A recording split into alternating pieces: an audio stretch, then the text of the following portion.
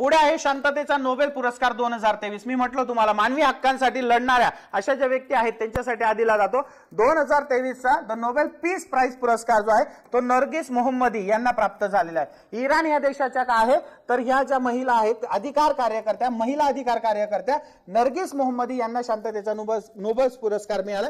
खरं बघायला गेलं तर मोहम्मदी यांनी इराणमध्ये महिलांची जी स्थिती आहे ती सुधारण्यासाठी संघर्ष केला होता आणि बघायला गेलं तर याच्यासाठी मानवी हक्क आणि लोकांचं स्वातंत्र्य म्हणजे ज्याला आपण म्हणतो फंडामेंटल राईट्स किंवा human rights and the liberty स्वातंत्र्य याच्यासाठी काय आहे तर त्यांनी जीवन यापन केलेलं आहे। आणि बघा त्याच्यामधून एक गोष्ट आणखी तुम्हाला पुढे सांगणार आहे की ते सध्या काय आहेत तर तुरुंगात सुद्धा आहेत, ठीक आहे। आणि त्याच्याबद्दल एक स्टोरी सांगतो मी तुम्हाला। तर मानवी हक्क आणि लोकांच्या स्वातंत्र्यासाठी त्यांनी दीर्घ काळापासून लढा दिलेला आहे आणि त्यांच्या ह्याच कार्यासाठी त्यांना या वर्षीचा नोबेल पुरस्कार देण्यात आलाय। सध्याच्या काळामध्ये त्यांचे जे आहेत तेहरान मधील इविन या तुरुंगवासात ते 10 वर्षाची शिक्षा भोगत आहेत।